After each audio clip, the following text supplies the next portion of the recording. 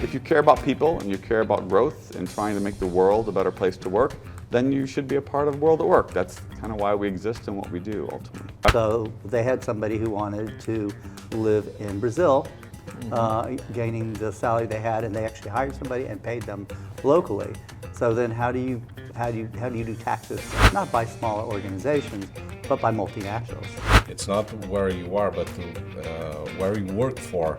So to put a job description together today, it's hard because it can't be dynamic enough to really.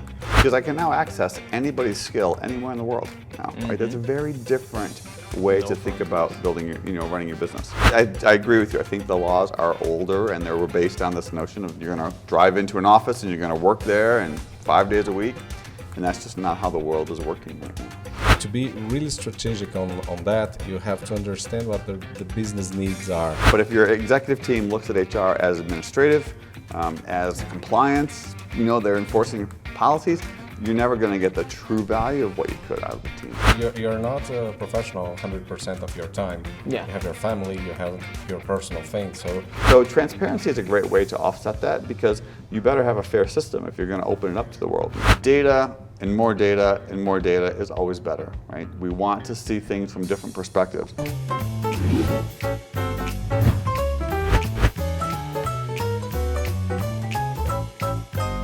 Thank you so much. Seja bem-vindo ao Quinto Dia Útil. Hoje ele está diferente. A gente vai até o convidado e é um grande privilégio porque nós temos 3 pessoas especiais aqui, mas um já é de casa. Abre a câmera pra gente. Carlos, obrigado. Vamos apresentar nossos amigos. Obrigado, Emerson. A gente está com o Michael. Obrigado. Deixa eu arriscar. Let me try. McCallum. Tá bom. McCallum. Yeah, good. Yeah. And Scott Cawood. Yes. Yeah? Thank you so much. Pleasure to be here. Yeah. Fun. It's our pleasure. Carlos, For sure. thank you, because this conversation is a kind of a warm-up for the conference next month. And it will be a pleasure for me to stay there with you, because to talk about compensation is something that I love. It's different. 8 years ago, I didn't think about work with this subject. What is it? I like marketing. Marketing, we have survey, we study all the things, and when entering at this place, I was like, oh, it's my environment. It's not so different. It's a new world. Yeah, it's my world. So, and we can do, I think, good things. Thank you so much. Thank you. Pleasure. And the beginning of the conversation here is not about business, it's about you and Scott. Michael, what do you like to do when you are not working? This has happened, not working? If Some you days. work for Word at Work, Yeah. you're always It's in our name. It's in our name. It's on the name. Yeah. Do you want to start, Michael? No, go ahead. So if I'm not working, I tend to be probably practicing martial art. Wow. I'm a black belt in Kempo, so it helps me not only hopefully stay in shape, but also get active and do things. And we've had a long break because of COVID. We couldn't do in the in the dojo and doing. So it's good to get back in. So I was oftentimes in my yard out front, in the neighborhood, practicing, which was fun. And so I do that quite a bit. And if you were to catch me at other times, I would probably be trying to find a roller coaster. Because although I hate heights, I don't like heights at all. I love roller coasters, so it's a dichotomy of sorts. Yeah. So usually that's what I'm doing. Yeah. I love martial arts, and Joe Rogan, that famous podcast you have in the United States, I think it's the most famous. Joe Rogan is an inspiration, not about the controversies, that part of politics, but the way he does, I think is different, because he can put the guests in a comfortable situation to talk about all the things, it's a good inspiration. Have you ever heard about some episodes? Yeah, I've seen many of those. And, martial arts is much mental as it is physical, which is great for students and for kids. I encourage all kids to try martial arts at least one point because it does help you in your development, both mentally and physically. And it's fun. and you can spar if you like to get active. Kempo is a street fighting style, so it's you have to be very careful not to injure yourself or others, but it's fun to have it if you need it. I've only had to use it once in a real life situation, but I have been knocked out twice in my sparring. Wow.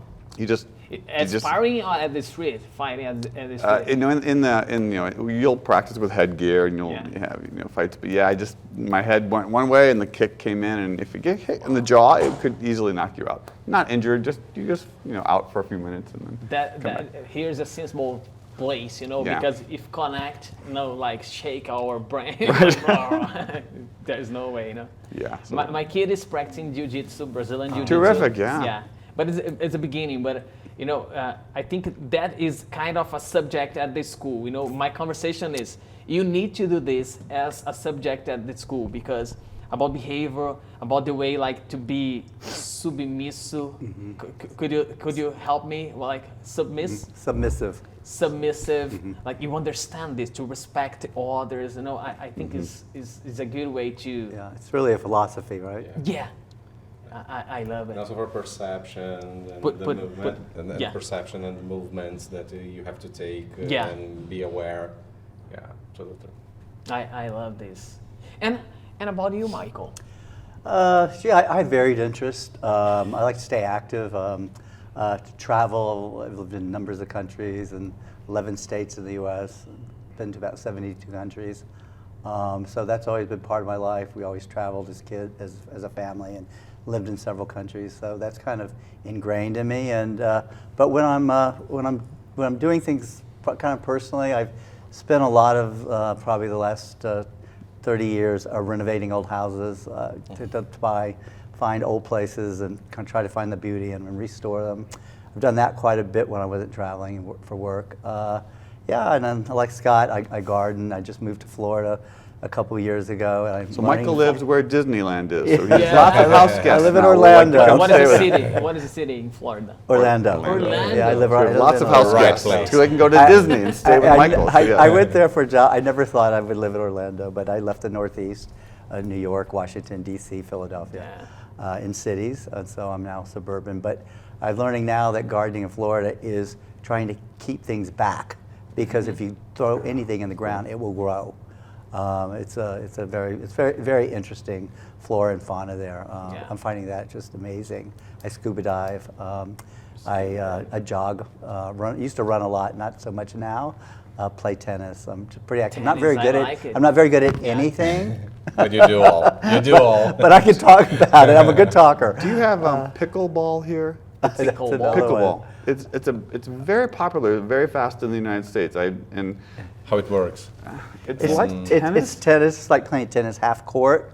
Oh, okay. And it's really meant for older people because you have a big paddle, have to run a and lot. it's become instead of playing full court tennis, you do it usually in pairs, and it's very fast. So what it's like? It's kind of like Squash? No. Squash It's not like isn't it? squash where you have the room. It's here on the beach where you play the Beach ball. tennis? Yes. Oh no, It's it's disco ball. Like this, but you don't touch the ground. With the ball? No. It's not fucivali like that. Or it's No, with with the racket. It's with the racket. Do the racket, yeah. But that's even more taxing. I mean, that's harder to do than pickleball. But it's grown very quickly, and people like it. And you have to run, but sweat, but you don't run that. It's apparently quite competitive because Yeah. I learned about pickleball through my neighbor because I kept hearing all this swear words out back, and I thought it was the teens. Yeah. So I go back to the wall where they used to look over, and it's my neighbors, and they're like 60-year-old women screaming, and they're really competitive, and they were like dropping, very big swear words, and I'm like, wow, what's going on here? And so I learned about pickleball. That's how I stumbled upon it. So it's very popular apparently. I like Florida is very beautiful. The gardens, the way you care the gardens is different. Like when you see that green, beautiful with that cut, perfect cut. Yeah. Like, lawns it's an art form. So I'm learning a lot about that. It's very interesting too because they have everything, especially Central Florida. So that's kind of me. I like the music and the arts and about the alligators you have. we have alligators across the street, as a matter of fact. I went canoeing not long ago and with some friends, and I was at a St. John River, which is a very large north-flowing river, and there were literally alligators behind us and following us. Yeah, you have a photo on Facebook. Right. When I saw that, they have protection all over the swimming pool. All the swimming pools will have glass like to protect. In southern Florida, you have that. Alligators. Yeah, but anyways, so it's a new experience for me. You can hunt the alligators there, or not? There's a Well, protection. they're native. They were protected, but they've now they're just everywhere, and there's kind of overpopulation in some areas. Mm-hmm. And we have a large lake near us whenever they capture an alligator in Central Florida, they put it in this lake, and now they're breeding so much in the lake, you can't do anything in the lake. Yeah. People live around the lake, and they can't go in it, and it's a big, deep lake. Yeah, because you don't have attacks. You know, I never heard stories about it. You have them, but they're usually people playing around the banks. Special kids, you know. Yeah, they're very shy. Alligators are shy. Yeah. Yeah. So. But you have to watch your pets if you're walking. Yeah. Like, If you have could go after your pet, your dog, or your cat. if you don't see them, If you're on a what canal, happened. if you're on a canal or somewhere, and you don't let your dog or cat free in the yard, if they go down to the bank near the water, they can disappear. They'll pull them and drag them in and drown them. Wow. My last trip, 2019, before this pandemic situation, I went to 4 states. I went to Florida, Georgia, North Carolina, and South Carolina. It was a trip by car. And the beginning of the trip was the east coast of Florida, and I was driving just that roads, that simple one, not the highways. And I was driving. Oh, and Highway 1, Route 1? Yeah, I maybe. And I was driving, and that in front of the car, something big one, gray, and I was, what that? You know, and an alligator was choked by a car, you know, and it was died at the middle of the street, in the way. And I was, oh my God, that meat, all the things. Wow, this is common here, you know. I need to be careful. And I went to Celebration. Celebration is a famous city there. Yeah. And I ride the passive ride bike with my kid. Do all over around the city, and all the time with that lakes. Well, kid, Ben, take care, because I don't know, the water is so calm. We don't have what eyes are. No, that one is Celebration is a Disney lake. It was made by Disney. So but I saw that happened once. I saw there. Yeah. Two alligators. On a resort. Yeah. The alligators probably sing and dance there in that one. But you know, we're at work is the connection between between you, among you, yeah. Yes. You are CEO at We're at Work. World at Work, yes. We're at Work. Yeah. It's hard to say. No, in Brazil, I was trying to Carlos during the podcast. No, vem aqui fazer certificação na We're at Work. We're at Work, man. The way you like. WAW. Usually I say the word. The world, yeah. And Michael, what you work with marketing at the work? I actually work in global development. So I help to develop and to take our nonprofit association, membership, certification, and education to new markets. Mm-hmm. And now we are in 26 countries. Right. So at the end of this year, we'll be in 26 different countries. And over the last couple of years, we've made investments in growing specifically here in Brazil, for instance. And in the Middle East, we've opened up a representative office that's covering 11 countries. Mm-hmm. We opened up a full branch in India, which we now have about 25 employees. 24, yes. 24 employees. 24 countries? 24 employees in India. In Pune, India. Yeah. So we're really living true to our name and mission. Yeah. How many countries are you cover with We're at Work? Well, like with this kind of partner as you have here in Brazil with Forma. So we're approaching 30 partnerships. And our certifications, the last count we did, we know we've got 92 countries. Oh, wow. There are certifications in 92 countries. So we're 67 years old, and so we've been around quite a while, focusing on those, I would call the more harder element, the difficult elements of human resources, like remuneration. How do you put together a good package for people, and the perks and the rewards and the incentives. So it's a really fun space to be in, and we specialize not in all of HR, but what I call probably the most challenging aspects that you want to get right. You want to get your compensation and remuneration programs more right than not for a lot of reasons. Yeah. It's the more hard skills of HR. You think of HR being more soft skills, people-oriented. We're more analytics, knowing what drives people's behavior, what people want in the workplace, and how to keep them engaged in their organizations. But when you think about experience, I think I don't know, you tell me the challenges we have now in this, but to understand the experience about other, I think is something that you need something soft. But analytics help too much to understand, because money is money, but the way you put at the table with the package, the way you show, the messages, we have too much messages, and this is not sometimes so technical. You need to understand more about people, more about philosophy, the human being as, what do you think? There's a lot of communication on rewards. That's the thing. I think if you do it really well, the employee never sees the technical side. There's no need for them to see. If you've got competent, skilled, remuneration professionals, like when you get our certification, of course, you know what you're doing, and then so the employee then they can benefit from a fair pay system that rewards them for the behaviors, and they never see that technical side. So you do spend the time on, as you say, the more important things. Yeah. Things that they want to do in their life, because when you pay somebody, you're not really paying them just for the job, you're paying for their life, like with your son, to go to Disney and drive around, and that's what you're ultimately, hopefully, you're paying people to do, is to have a good life and enjoy it. Yeah. How long have you been leading the world at work? So I am just about to hit my 5-year mark next month. 5 years. Wow.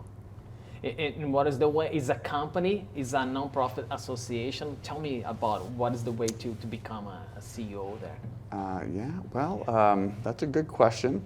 We are a nonprofit, so we're headquartered in Arizona. And so we've got employees really around the world. Our chief operating officer, basically, his name is Mihai. He's in Poland, so he's always in Poland. And we've got India, and we've got Dubai, and then several states are represented. I think we've got 20 state represented employees in different states. So we are not coming back to an office after COVID. We're going to stay 100% remote. Where's your city, by the way? Scottsdale, Arizona. Where you? Phoenix. Phoenix. Phoenix, yeah. The desert. Yeah, all desert, yes, and fast growing. Phoenix is a very big city already, and we're getting a lot of electric cars going to be built there. So it's going to be the next thing. We have quite a few new car companies coming to Phoenix. But anyway, we're not going back to an office after COVID. We'll stay 100% remote because we can do a lot more things, and our work can be done, in the digital side. So it's exciting. But you get to, if you care about people and you care about growth and trying to make the world a better place to work, then you should be a part of the world at work. That's kind of why we exist and what we do ultimately. And also make people better. You like to grow people, and it's a construct that we talk about. But regardless of your industry or what you do, people are your business, because everything you need to do flows through some human element or some person. And so I like to think of people as our business, even though we're in the association space and we've got amazing members around the world. There are also people, right? So it's a lot of the people business that we like to be in. Yeah, this is a good area. I have many questions here, but the conversation is good in this way. What do we have with news at this area? Because my 8 years watching this, and when I see to remuneration part, I see a old story with sometimes old methods, especially here in Brazil. Like we were talking about these, and exactly. What is new? What you have with news to talk here with us at the conference next month. There is something interesting to talk about. Crypto compensation, I don't know. Do you want to start? Do you have some? No. Take your time. One of the challenges that I think organizations are currently facing is we've developed an entire remuneration program based on the fact that offices or work, is a place. You commute into an office, you do the work here, and then you go home. And so the city you live in, or the region, or the state, you look at, well, how much should we pay to make it fair? But right now, we've got so many remote workers, all of that thinking has to be updated and shifted, because you can hire anybody in any country anytime you want, pretty much now, because they can work remotely or work from there. So it does fundamentally change the entire, the way in which we pay. It could maybe elevate people's pay, it could decrease, but in the US, for example, we see a lot of people moving out of places like Silicon Valley because it's so expensive to live there, but they can now live in Texas or Phoenix or Alabama, which is a lot less cost to live, and they can do their jobs there. That just fundamentally changes how we think about work, as well as where you can work and when you can work, which to me is very exciting. I've never really liked the Monday through Friday 9 to 5 mentality. It's a very old school mentality. Work should happen ideally when you're at your best, and sometimes it's in the morning, sometimes. So I do think we'll see a lot of changes in how we pay, when we pay. We know fast food restaurants, for example, are testing daily pay. Some people are going back to cash, which has been interesting. Restaurants that are really can't find enough workers, they're going to hire you in a day, you start tomorrow, and you get paid tomorrow night.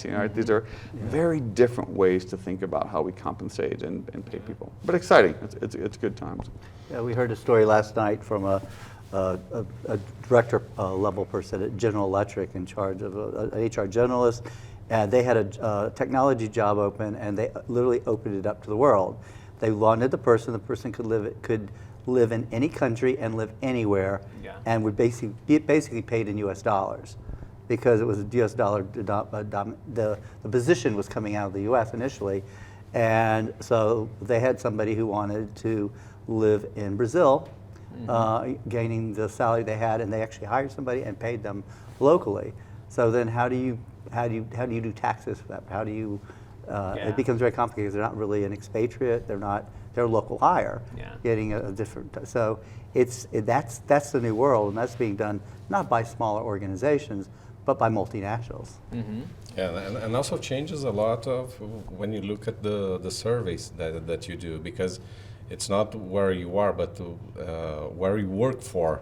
So it's a very different perspective too that can change, and changes the way we look at the market, how we choose the companies or peer group. So it's really challenging. Yeah. Because even things that managers or C-suites might find as simple. Let's take a traditional job description. By the time you write a job description today, it's probably obsolete. It's not dynamic enough to truly express the skills that you need to do that. And so, I think that, and we've based, compensation decisions on job descriptions for decades. But that probably is not going to be the way we'll do it, or at least the only way we do it moving forward, because we need much more agility, much more skills that are constantly being refreshed and developed. And so to put a job description together today, it's hard because it can't be dynamic enough to really say what we need. The changes are almost moving too quick, especially post-COVID. In the example I gave of the person who wanting to take a job with GE in Brazil in US dollars, you have equity issues because you have thousands of employees for GE here in Brazil who are equally capable, but now this person's making 4 times more than their Brazilian colleagues. And how do you deal with that locally? Because the job may have been US based, but person's here working with other Brazilians. And they know that because they can tell the standard of living, what the person's doing, and these things get out. So now you're going to have a bunch of really upset local people, but they're going to say, well, that's what the job was. That doesn't fly locally, right? But over time, that will have to be reset because that's not a sustainable model. Because one thing you want remuneration to be is fair, right? We do want an equitable system that gives people a chance. So it'll be interesting to see how this plays out, or these types of situations plays out. But I think the current COVID situation, or the post-COVID, these are the things that are happening. They're happening today. and now, but we don't necessarily have solutions yet, right? Yeah, So what's and this those guy's don't point? seem to come very soon. Yeah. It will take a time to establish how it works. And it's a cultural thing too, right? It varies by culture. COVID have brought bad things, but I think we can see good movements Yeah. at the companies. When we talk about technology, you understand, like, what do you know? I can program like Python or JavaScript, and then this is my knowledge. Would like to pay for it, but not as a job description. As like, I would like to program for you for 2-3 hours, and then for another one, and the job description. Forget it, because we can see now, like, we have a kind of a level of knowledge. Like we have a, how can I say in English? The entrance, the first position, a The junior. entry level. Entry Yeah. level. We have a senior. We have an engineer. Especially in Brazil, it's called engineer in the United States. It's not the engineer. Engineer is a kind of a specialist. Yeah. The guy that is at the top. No, not exactly. You have be a engineers also. specialist? Yeah, can be a specialist. Specialist? You can have, for instance, a reward specialist. Yeah. Yeah. Like we have levels. This group is easy to explain, like, because you can solve problems very well. You understand. It's standardized. Yeah. The job standardized. Yeah. And then we have a lot of job functions. I can, like this, you can do work with marketing right now in this squad, and then you can work with financial because you understand, you have a post-graduation about it. And what is the fair way to compensate, to do this compensation with this? Because the job description, the point was the basic, like, to understand what is fair. Mm-hmm. And now forget it. Maybe the discussion about what is fair, I think, is more difficult right now, because fair is What are the complicated. results? What Yeah. are the results in the end of the day? The results is, I think, is the way to understand what is fair. Maybe. Another thing to think through is we tend, at least in the U.S., to think about employees as either full-time or part-time, or you could maybe hire a consultant. But even consultant jobs tend to be a little bit longer. And what I think we will end up seeing is a lot more what I'm just going to call it, you're going to rent someone's skills for an hour, for a day. You're going to come in, you're going to help us fix this one thing, and you're going to go away, because we don't need certain things all day long and or a job, full job. So we will see a lot more renting of skills, which will be very short, very targeted, probably at a higher price point. But you'll be there for 2 hours versus maybe 2 months as a consultant. So we're going to rent skills, and we're going to get in the business of being able to do that. Because I can now access anybody's skill anywhere in the world now, right? That's a very different way to think about building your, running your business, which is exciting to me. I think it's really fun. Yeah. Good. There's no frontiers, like, and the local culture, like, when we talk, when you think about Brazil, we have old rules to control this. And to understand this flexibility is so hard here. Yeah, the laws Same, usually yeah. are Laws, blocks on yeah. the road. Yeah. So there was a funny, I think it was a fun case. So if you live in the United States, we have 50 states, but 9 of those states have no income tax. So whatever you earn, you don't have to pay tax on the income. Oh, yeah. So if I can drive for the day over the state line and work in this state, I technically no longer have to pay income tax, right? So we're seeing all these different scenarios pop up. And so as people are able to move around and work from wherever they want, it has significant tax implications to them and their family, but also to the organization. So I agree with you. I think the laws are older, and they were based on this notion of you're going to drive into an office and you're going to work there and 5 days a week. And that's just not how the world is working right now. And what is the way to adapt this knowledge? Because you have a word at work based his knowledge in America way to do remuneration. But what is the way to adapt this knowledge with those countries, almost 30 countries you told me? What is the way? Because I think you had a huge job to do this here. But what happened in other countries? What I think is that when you think about rewards, you first need to think about business. So as to be really strategic on that, you have to understand what the business needs are. So that's the point. So in the sense that the World at Work works is looking for this understanding. So understand the business, and then you have the techniques. The techniques come after the understanding. So that's how you can deliver this. And in this sense, what we do can be do globally. Is not an American association in many countries, but is a global association, really. I think that's the thing. I don't know if you agree with me. And we certainly rely on our local experts to take the concepts or the ways in which we've thought about remuneration and designing them, and then implement them based on some local laws, the country laws, and also the culture, right? We want compensation to be something that motivates and engages, and so that's why we rely on our experts like Carlos here in Brazil, who can lead us into the country and then take what we know to be true about the process and then adapt it here for the timing and progress hopefully the country and the state forward on ways to think about this. I hope that works. This is another question is in a compensation area. If you could put in a ranking of the most important area at the company, compensation would be in what position for you? Well, let me share maybe a statistic that could frame how important it is, because it should make every person who's on an executive team pay very close attention to what's happening. If you look at the average organization anywhere in the world and their annual revenue, so January to December, you will typically spend 70% of that revenue on your people, paying them for their benefits, paying them for their remuneration. So at 70%, it's going to be a very significant opportunity to grow your business or not.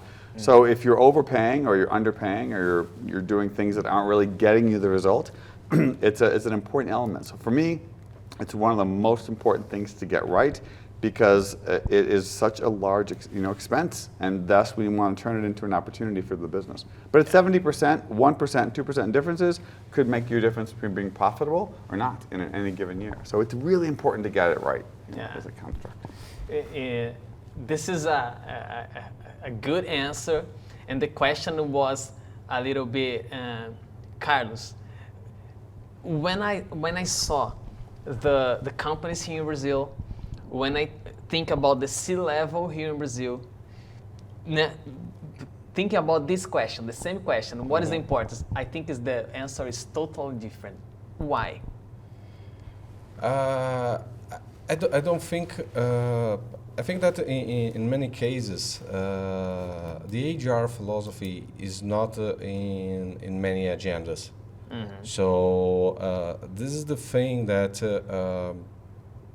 They need to put people in their agenda, because as Scott said, people runs everything. You can be a client, you can be an employee, you can be, so in everything a person makes the difference. You can buy machines, you can buy technology here or there, but what makes the real difference in each company is the people you have. You can be the same company in the same place, in the same sector, in the same industry, but what makes your company really different is your people.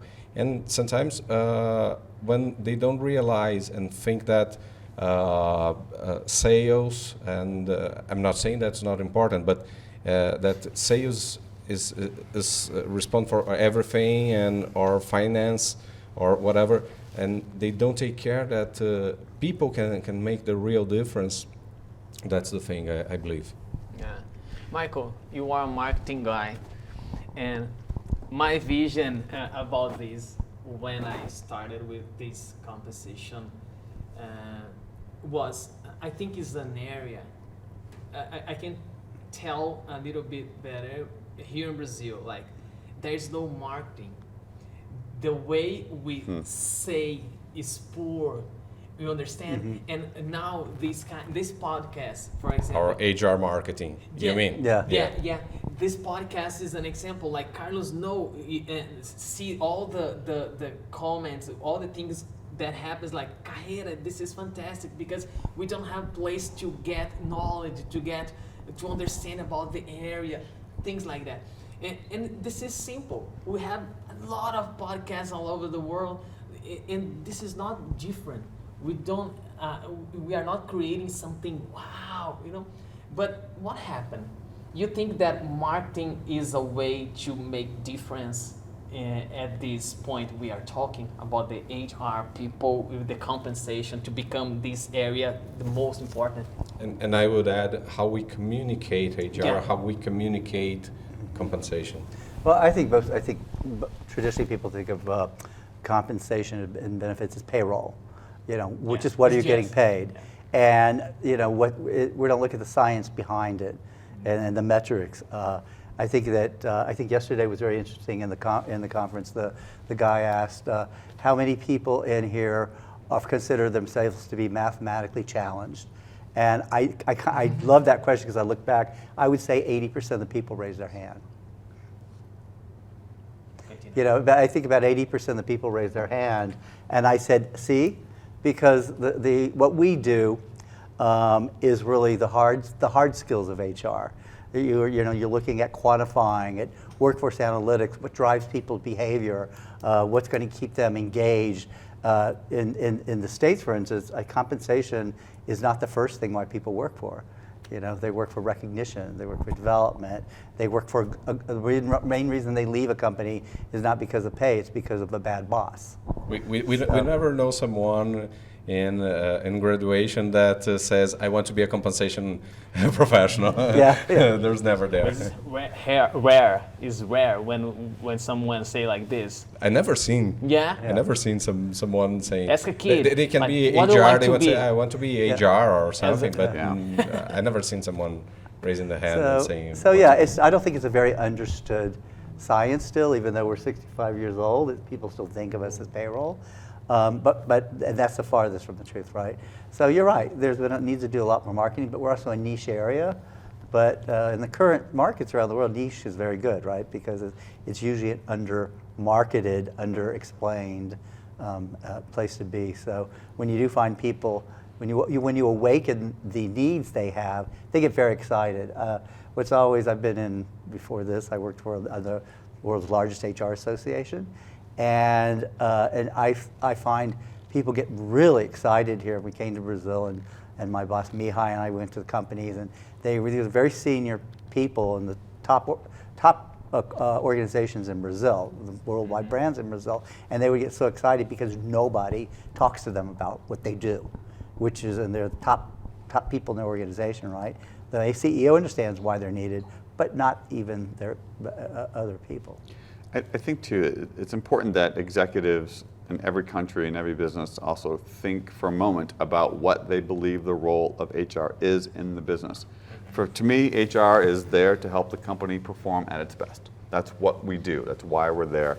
And if you're looking at HR in a compliance and legal element, where they're supposed to maintain the rules and whatnot, that to me is a terrific waste of a really good function like human resources. We're not in the compliance business. We're not trying to enforce things like dress codes. At least I hope not anymore. We have a history in HR of being on the compliance and being on the employment side of things. We're not necessarily on. You're never going to get the value out of HR if you let your HR team stay on the employment stuff. Let other associations do that. We're trying to advocate HR being able to influence the business and create an experience for your employees that accelerate the business growth and thus their growth, and they can have a better life, and the world can be a better place to work. And that's why we specifically focus on these areas. But if your executive team looks at HR as administrative, as compliance, they're enforcing policies, you're never going to get the true value of what you could out of the team. Well, what we are saying is much more related to the employee experience. Yeah. So the full picture, not only the payment itself. So and you give a lot of tips yesterday in the conference. Could you give some for the people? Yeah, I think that we all should think about the employee experience that we want to create, because it's in there that you're going to get the best opportunities to grow your business, to serve your customer, to think innovatively, and really to get all the things that we want out of business. And there are lots of ways to do that, from the ways in which you engage. I think HR's got a challenge ahead of it that we've got to recreate this connection digitally. Depending upon how you view digital relationships, are they as meaningful as a face-to-face one or not? That's going to impact how we move forward culturally. But HR's got probably the biggest potential to impact an organization's success, because we're dealing with people that need things and want to be listened to and incorporated in decisions, to be paid fairly and well for what they're doing. And so we really do have a big, I think, voice in whether or not the company performs. And I hope that executives can see that, because to me it's very clear the impact that we can have. Once I heard about when you see the soccer team, football, you like NFL, NBA? Yeah. Yeah? What, the NFL, NBA? Probably NFL. NFL. Yeah. Like I was listening about, like, when you thinking about a company, the CEO put together the CFO. But when you see about a team, like on a soccer team, a football team, the technical, the coach, think about people. It's not the CFO that is side by side with him talking about people, because all the time you need to understand that, guys. The humor, it's a chemistry to understand. Mm-hmm. It's not about financial. Of course we have, but it's not the second guy side by side. No, in the company, I think is that point. We have a case here in Brazil, a CEO called Márcio Fernandes. I think most of people know. He was elected 2 years. That the best president, the best CEO here in Brazil. But the point, he has a book called Felicidade dá lucro. How can I say, like, happiness? Happiness is profitable. Profitable. Yeah, Yeah, I think that's happiness what is I say, profitable. Because the point was, he focused in this. I need to understand people. The HR is that people, is the second one here, side by side with me, to do the results here in this company. This is totally different. You agree with me? This is not something normal here. And I don't know all over the country if it's normal, but I agree in these results. No, we understand. I agree. Yeah, it's basically the experience you have, Yeah. and how well you feel working in a company. So, and you're not a professional 100% of your time. Yeah. You have your family, you have your personal things. So you have to be well in all senses. So I think that this is a way to think. I agree, and we can put this into the large category of, if you ask any CEO, what is she struggling with the most? What is he thinking about all the time? It's going to come down to 4 areas. It's your strategy, and can you execute on it? And then it's going to be ultimately about growth and people. Right? And so growth and people are always the top of all of our lists of the big issues CEOs grapple with. And who better to help you solve growth and people issues than a really highly functioning HR team? So it does speak to us maybe rethinking why don't more chief HR officers become CEOs or go on to board seats. And World at Work is very much committed to making sure that we set up human resources to be another viable choice for a CEO, because they already know the people side of the business very well. We'll add some business acumen into it. It could mean superstars. We shouldn't always just go to the COO or the CFO as the obvious replacement for the CEO. There are other really good candidates if you can think a little differently about your business. And we can do that. We can build those skills. What is the future of compensation? I don't remember the survey, but it was like, help me this. The compensation manager has a time to finish, like this position. Like it is now. Yeah. The way it is now. The way it is now. This so it will change. It will change. But what do you think about this future? Is an area that we have a good future, like there are plans, technology. What do you think about? Do you want to tackle it first? No. You are the expert. everything in compensation will move toward more fluidity, flexibility, right? It won't be so stage gate where a job description gets written and then the things are too dynamic for it to be the way we're currently probably thinking about compensation in many areas. So you'll see a lot of flexibility because in order to get the best work out of people, we're going to have to let go of that control and command type of thinking. You know, we've still got managers, plenty in the US, I'm sure here as well, who think that productivity is best done Monday through Friday from 8 a.m. to whatever. There's a mental model there. And the realities are jobs are not oftentimes need to be done by the hour. It's really the outcomes. How much can you contribute? How much can you achieve?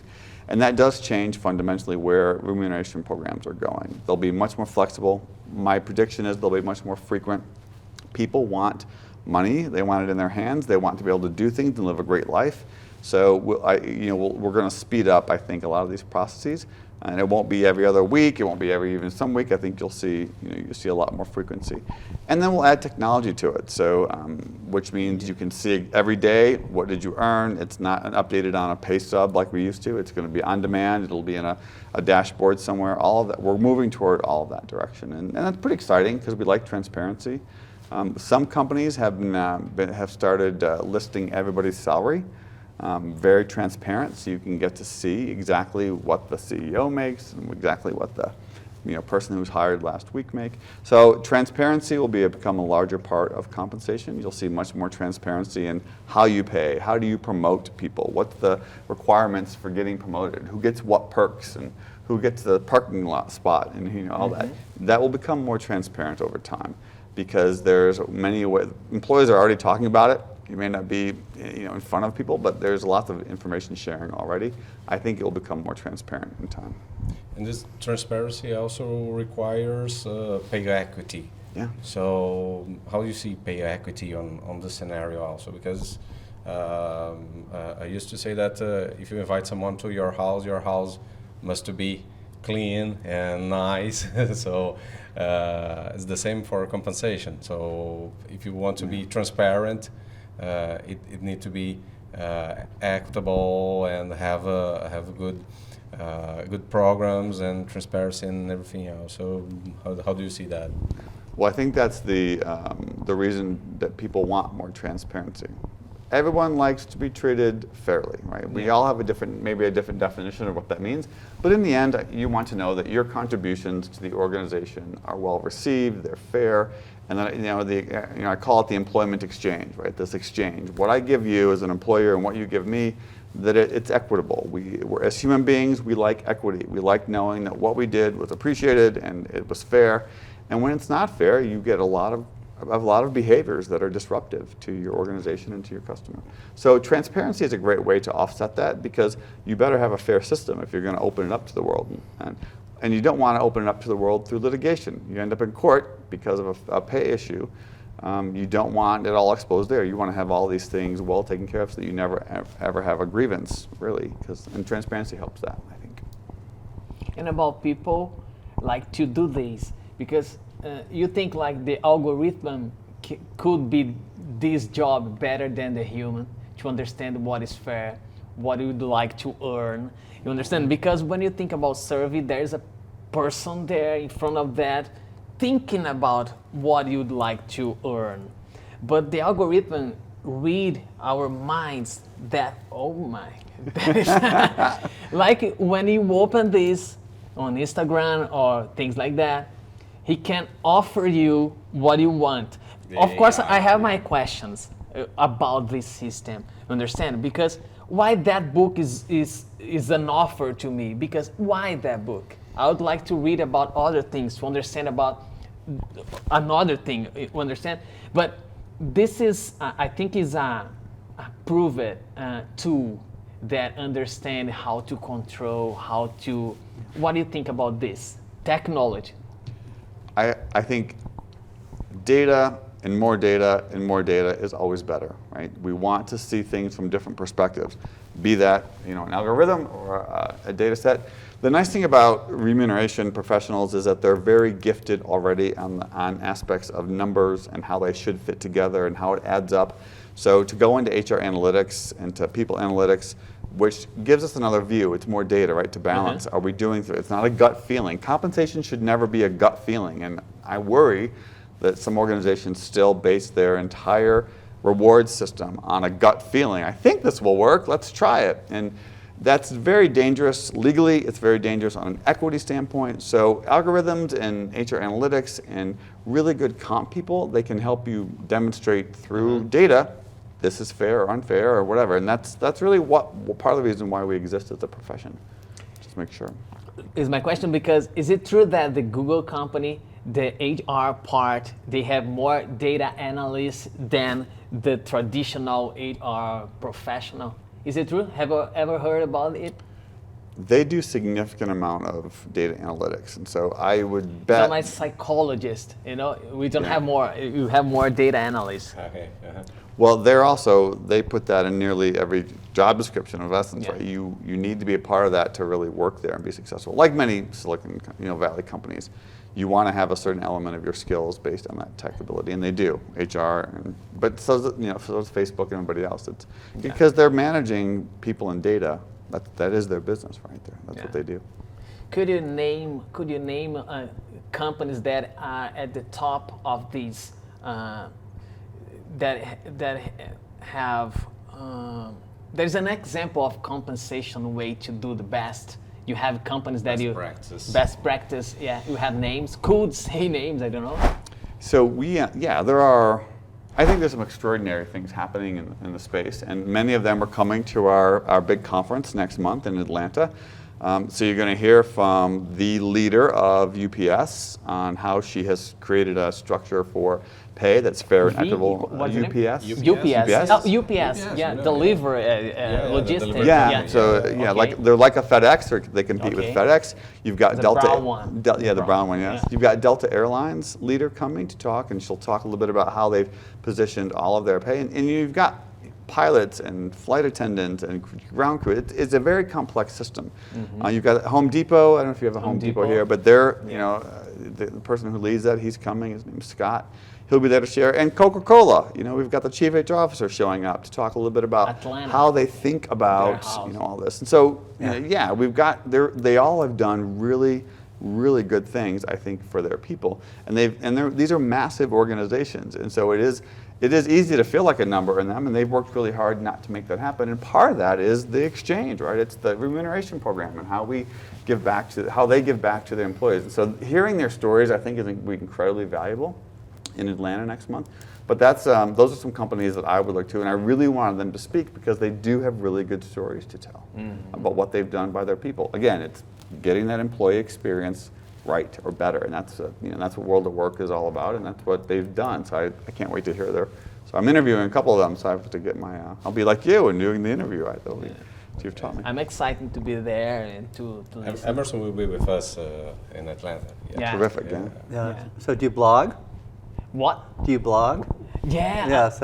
I'll do these by the Instagram will be the tool, because every day, on Monday, Tuesday, and Wednesday, we do lives talking about the event here in Brazil. If you to understand what was the top presentations that I will participate.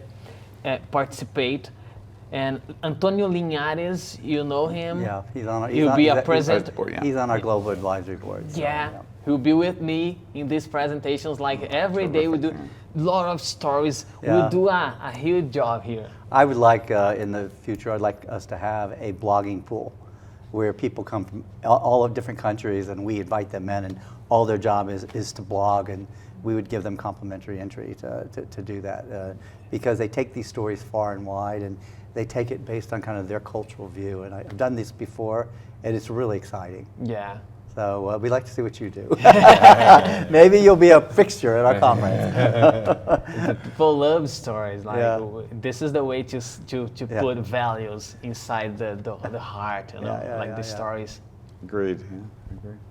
It'll be exciting. There'll be a lot happening there. We have some fun planned too, so it won't be just all work. We've got some nice fun things planned, a fun outing together. So it'll be a good bonding moment, and it's nice to get back together and have some of the interactions, because it can be on demand and live, and you can learn with coworkers from around the world. We got a good good contingent coming here from Brazil, which we're very honored to host and have. We're excited about that. Carlos is leading a group to go to the Delta Museum. Yeah. We'd be welcomed by the Georgia the head of HR and then a tour and cocktails and so on. So it'd be a lot of fun. Yeah, we'll have a fourth day of meetings also for Brazilians.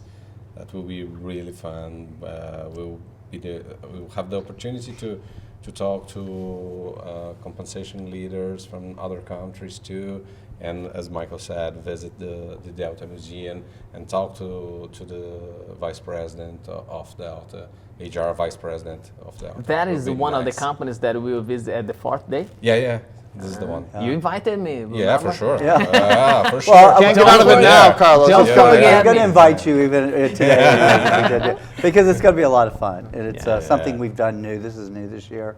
Carlos and I have been trying to do it for the last couple of years, but COVID kept stopping us. But we Yeah. have a nice crowd that we hope to see grow because people take these stories back and it helps to better the HR function within the country, right? Because I mean, that's our global mission, to help make a better workplace. Yeah. Absolutely. This is very nice. It will be very nice. What is the name of the event? It's called Rewards 22. So Rewards rewards, 22. yeah. So it will include all the areas of total rewards. So you've got remuneration, it'll be some benefits focus, recognition, well-being, executive comp, sales comp, broadband. So it's really all the areas that we hope make a big impact on the employee experience, so that you can ultimately have a pretty successful time and your business is successful. That's really what it'll be about. So a lot of cool people coming, a lot of people coming to learn and connect, and I'm very excited to get there. And Atlanta's always a fun city to visit. Oh yeah, I was there, and that place, a specific one, when I was there in 2019, there was a fair of trucks. Oh my God, very beautiful. That place, the same place, my wife told me, Emerson, you know where's the place? And my wife is controlling all the things. The same thing. The same place. And I was there, but not to visit this fair. But the place was too much trucks. The American truck is different. Like, do they have a big one? And was there a big fair? Wow. Yeah, they live in them now. Yeah. They're living. They're cabins that you can live cabs in. are, yeah. Right? And the subway cabs, is outside of this place. We have the what is the name? State Farm Arena. Okay, The yeah. Atlanta. What is the basketball team? I forget. Falcons are the football team. He was at the play-in. I think 3-0. Oh, they were playing, yeah. Yeah, it's not so good. And I was cheering like Atlanta. Go, because if I was there, Georgia's it a would be big chance. sports state, so. Atlanta, there's Atlanta Hawks, que é the NFL team. I forget the name. And peaches. The Everything's Braves. about peaches. You have Peachtree. Yeah. They've got like 800 streets named Peachtree something. Everything's It's Well, Peachtree fascinating. was the original street, and they kept winding And- over the and years. so, So Peachtree goes like this through the city, Okay. and everybody lives on Peach Street. Very good place to Atlanta Hawks Yeah, is this Miami Heat against Miami Heat. yeah. At The Hawks play-in. were in Seattle before Atlanta or something. Yeah. So. There's the best player. I don't remember the name, but it's this guy. Oh my God! You know, this guy is a. What is the name? You know this? This one. Where is he? He's from another country? No, it's American. He's American. I forget his name, his but name. it's oh my God! Atlanta know him. He's a. Forget it. So, you have more questions? No, go ahead. No, but you need to help me. You have more questions because I don't know. I think one thing that is really interesting now is the speed of the change. I think this, and I already heard you saying something about this, that all the demands that we have in HR also has a pepper. We added a pepper on that. That is the speed of the change. Yeah. And how the professionals can tackle this. I think it's important for anybody that's working today to recognize that one of the implications of COVID has been, before COVID, it took around 4,000 days, 10 years, 11 years to do a vaccine. It took us 326 days to put together a COVID vaccine. And that didn't go unnoticed by people. They're like, well, wait a minute, if we can do that in 326 days when it was taking 11 years, what else can we speed up? Yeah. And it created a lot of dialogue amongst, I think, C-suites and CEOs and boards saying, hey, why are we so slow? We automatically became slower because we just knew COVID vaccine came in 326 days. That's going to have a big implication on everything from hiring. You know, we've seen organizations now that will hire you in 24 hours. Unheard of before COVID. You know, if you had asked me, would you be able to hire a lot of people on a Zoom call versus coming into their headquarters 2 years ago, I would have said maybe some, but not many. It's now can be done anywhere, right? Everyone's hiring without having to physically meet somebody. So this accelerates everything. And if you take too long, if you're a hiring manager, I'm going someplace else because there's plenty of jobs, and if I've got good skills, I don't need to wait 48 hours or 3 weeks or whatever. I can go and grab another job anytime I want. So I do think it's important that HR understand and C-suite understand how quickly things are evolving. And we're never going to be this slow again, right? We're already pretty fast, and we're never going to be this slow again. We're going to see continuing automation. We know there's going to be a lot of job disruption for your more routine skills. And there's a lot of skills that we haven't developed yet that we need. You know, we're behind on the skill development side. So the more we can get people trained and retrained and upskilled, the better we'll be able to respond to that. So it's a really cool time to be in this thing called work. I think people have rethought this concept of work and what it means to me. And I don't think you'll see a tightening of the days, like for your 9-to-5 schedule. I think what you'll see is a broadening of it. But people will be able to interject more people things into the 9-to-5, right? So you may work in a 24-hour period longer and different, but maybe during lunch I'm going to say, I'm not working right now, I'm going to go hang out with my kid and we're going to go watch a basketball game. And that will become more of the norm. So you're not just an employee from 9 to 5, you're a human being 24 hours a day, and I'll work sometime in that 24-hour period. It may not be at the exact schedule that we did before. And the more that organizations can absorb and respond to that way of work, the better off they're going to be. Because in the end of it, people are going to want to have a great life, they're going to want to do great work, but probably not just in that mentality of 9 to 5. And so if you're open to that, I think you'll do better as an organization. And that's a pretty cool place, I think, to be for humans.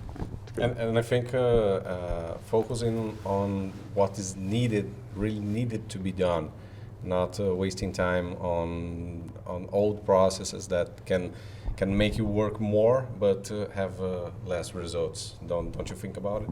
Yeah, and dress codes are a prime example. I had a CEO one time, and he hated white socks. And if you wore white socks, it was in the policy manual. No white socks. It was in all capitals. No white socks. And if you forgot one day and wore white socks and he saw you, he would make you take the socks off or send you home. Right? And you have to ask, what does that have to do with performance at any capacity or in any things we want, right? So there is some catching up, if you will, need to think, when you think about when people work and can you be more flexible, and do your benefits have to be all exactly the same, or can they be a bit more targeted and different and still fair, but do they always have to be the same? And does everyone have to commute in and work? And these are all things I think we've been challenged by COVID, and it's good because in the end of it, humans want to do some human things too, even if that's during 9 to 5. Yeah, good. It's a good way to think about dress code. Like, I'm using this T-shirt, but it's different. Like when you think about a presentation, like Scott is. No, it's a time, very, very nice, But this is not so important anymore. The results are the connection. When you talk about the COVID, this plane to do the vaccine, I think this is so beautiful because you have a knowledge sharing around the world. We have squads working in answers that contribute, that you are playing, you are doing all the time, all the hours we have to work. This is a good example of a kind of a framework, Scrum. Collaboration. Collaboration. Yeah. It's very nice because you have steps. You have a sprint, second sprint, third sprint, and then we are growing together, growing, and focus. You don't have a plan that we talk about 5 years. Oh my God, to talk about 5 years nowadays is it's crazy. Eternity. Yeah, you think about long-term incentives about 5 years. Oh my God, sometimes it's dangerous because the world is so complex. It's not a line that you can read and it will be like this. You know? So I think it's a good moment, as you told, like to understand, to work better. Emerson, I think you raise a really good point in that the complexity to me can be balanced by almost doing two things that might seem opposite, but you need to do them at the same time. So you have to slowly be fast, right? You have to be historically innovative. You want to take what works, but you still got to be innovative. And so you're looking at these things which we may have thought of as silos or independent, and we have to put them together. It's like structured fluidity. You have to. So in HR in particular, I think you really have to play both of these roles. You can't. It's no longer good enough just to be one other. To be innovative, but also understand the past. You have to be both. And CEOs in particular, I think, have to be both. You got to think big, but you got to act small. It's these dichotomies that are playing. It's like, I don't know, divergent thinking is. And the more I think people can do that, especially in HR or CEO jobs, the better I think you'll be able to respond to the complexity, because I don't see the complexity going away. Yeah. Like speed, I only see it intensifying. So you have to play both of these roles where normally you might do one or the other. It's going to be both. I'm telling you right now, it's going to be both. So it's another way to think about how you build your skill set, as a contributor moving forward. But it will be both things, not just one anymore. Thank you so much. I think Thank you. you'd like to ask you something No, okay. I didn't? Yeah. Yeah? No, it's We're okay. fine, yeah. Thank you so much. This conversation, especially because here in Brazil, when we have a gringo here, it's a huge opportunity to get our English that was inside a box. Yes. Like try, Gringo is the expression for someone that came outside. Gringo, yeah. It's a good opportunity for us, especially quinto dia útil. Todo mundo que nos acompanha, ter uma conversa como essa, eu acho fantástico. It's a fantastic conversation. And Carlos, thank you again. My pleasure always. To present these guys for me, because It's my pleasure always. Thank you. Yeah. Thank you so much. Thank you. And we'll see you in Atlanta. We'll welcome you to the Yeah. States in Atlanta in a month. it will be very special because my father will go with me. Terrific. Hi. A 75-year-old sir, that never went to the United States. Wow, it will be. Good. The 4 days, the first 4 days will be, I don't know, because he doesn't speak any word. Give him some cards. Yeah. Well, you'll have to understand the people in Atlanta. They have a very southern accent. Yeah. So it may be difficult sometimes. We have a shirt for him, like bathroom. There's a draw here. Bathroom and eat food, water, like. Like he can point. Just point out. Good guy. It would be nice. That's People are very funny. helpful. In Maybe I Atlanta. could use that here. You'll find it, Yeah. Yeah, like just touch. Like this. It's a beautiful city. The history there. I remember the memorial to Martin Luther King there. Yeah. Wow, it's so emotional when I stayed there. It will be a huge experience. Well, we look forward to welcoming you there. So we'll see you, and maybe we'll have another time to chat. It'll be fun. Yeah, of course, Instagram, we need to prepare some some small things for It's definitely the place to be. Well, any World of Work event is a good place to be. So we'll, especially that one. 2023 there's a city right now, no? San Diego. It's a San city. San Diego. San Diego. San San Diego. Diego. It's really close to the beach. It's a nice convention center, and should be a really fun opportunity. But yeah, San Diego is a nice convention city to go to for events like this. Pretty city. Yeah. It's a lot to do, and it's in the Gaslight District, so it's got an old, good flavor to it. It's good. But we'll be in San Diego Nice in 23. jazz. Yeah. So come on by, come to both. Come to Atlanta, and we'll see everybody in San Diego following Yeah. you. Amazing. Thank you very much. Avocado. Okay. E você tem uma história incrível aqui, Olha, né? Pode muito- mandar uma mensagem em português aqui para Não, muito obrigado pela oportunidade e para a gente conhecer vocês e como está mudando o mercado de recursos humanos aqui no Brasil. E senti muito bem-vindo aqui de contar nossa história e de continuar nosso desenvolvimento global. A gente aprende muita coisa aqui e como a gente pode ajudar nossos sócios. Muito obrigado. Thank you. Até a próxima. Valeu. Tchau. Tchau. Belong.